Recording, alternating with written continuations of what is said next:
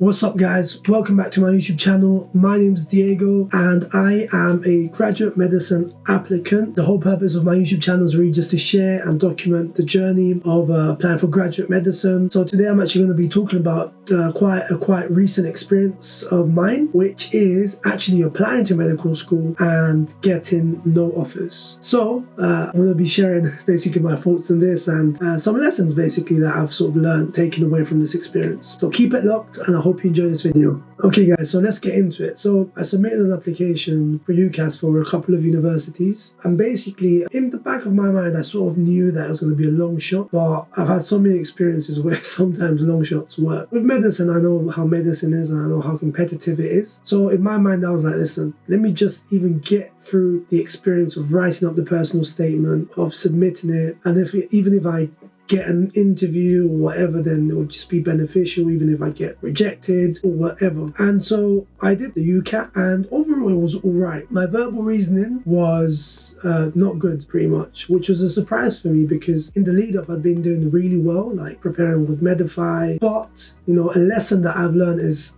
as great as Medify is, in my case, in my opinion, which is a very silly mistake on my end, was not looking at the official papers, or not specifically not practicing on the official UCAT page for the verbal reasoning section. And yeah, I mean, for me, why I think this was an issue for me was because when I was in Medify, I was just really doing like the whole true, false, can't tell questions, and I was doing really well. Then when it came to the exam, it was a lot of the more like dense paragraphs where it's more about like comprehension. Like remember, there's like the ones where you sort of match it.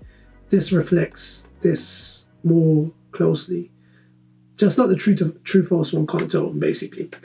And so I took that. So I did well in decision making and quantitative reasoning, and then abstract reasoning. I always knew for me it was going to be hard. Like beforehand, I wasn't scoring too well. So in my head, I was banking on the first three sections: verbal reasoning, decision making, quantitative reasoning. I was like, okay, if AR I don't get quite a good score, then hopefully the others sort of compensate for it. That was not the case. Verbal reasoning went downhill, and AR was, yeah, what I expect. So my school wasn't competitive enough and I knew that, but I was like, you know what, let me submit an application. If something happens, then I'll go to it, and if not, then all right. So the GAMSAT, I also sat. I sat that in March. I did really well for the first two sections. So I got 68 for section 2 and I got 55 or 54 for section 1. But then for section 3, I got 41 or 40, which was not good at all. And I've taken some lessons from that as well, which I'm going to be doing a separate video on the UCAT and GAMSAT experience from my perspective. One of the key things was that my approach was wrong in terms of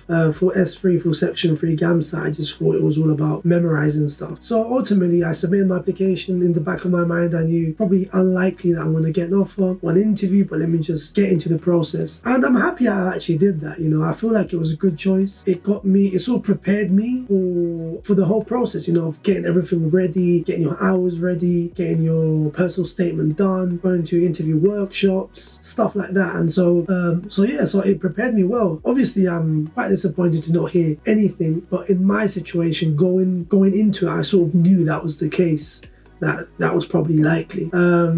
So I guess what I've sort of taken from this experience is that really getting into medical school, you know, we've heard it so many times, it is definitely a tough task. It's not easy, but you know, you definitely just have to be persistent, and this whole application cycle flies. Like I remember getting my results for the UCAT like in August, and I was so disappointed, and it sort of feels like it wasn't that long ago, and now it's March again, and I've got to prepare for all the exams again, and so really it's like it just flies by. But honestly, we just got to keep a positive outlook on the situation. If you do get rejected, maybe you don't even get to the interview stage, you know, just take some time to reflect about what may have caused this. What was your situation also? Did you sort of already know that this was going to happen beforehand, just because your scores weren't competitive enough? Think about the situation, reflect on it, and honestly, the most important thing is when there's a situation like this, it's more about what am I going to do next? Not necessarily about beating yourself up about the situation. Once you get past that stage, and make sure to get past that stage, then just reflect. This is what I need to do. I'm as motivated as I still was last year, and more than that, I'm more experienced now because I've gone through the bad bit. I already know what didn't work. So this year, I know what I'm going to be doing now. That's sort of the approach I've taken, you know, dealing with this situation.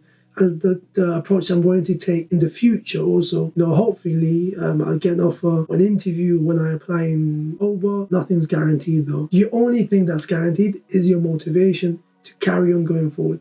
You want to do this, you've put in the hours, you put in the work. Don't do it in vain. If you know this is what you want to do, don't do it in vain. Like, carry on going forward. So that's what I've actually taken away from this experience. Is reinforced and it's just reaffirmed my desire for me to study this, for me to want to do this. Time flies. You're still a year will still go by, 2 years will still go by, even if you go and do something else. But I'd rather those years go by and I'm gonna end up doing something that I actually want to do. But yes, guys, that's all I want to say about this whole experience. I was a bit disappointed in the beginning, but it's 2020 already, so we're nearly there again, and it's just about carrying on going forward. But yeah, I hope you enjoyed this video. If you've gone through something similar, please let me know in the comment section what worked for you. How did you get over it? I'd love to hear about your experience. But yeah, until next time, guys, thank you very much for tuning in and for watching this video. I hope you enjoy it, and please like, comment and subscribe, and until next time, thank you.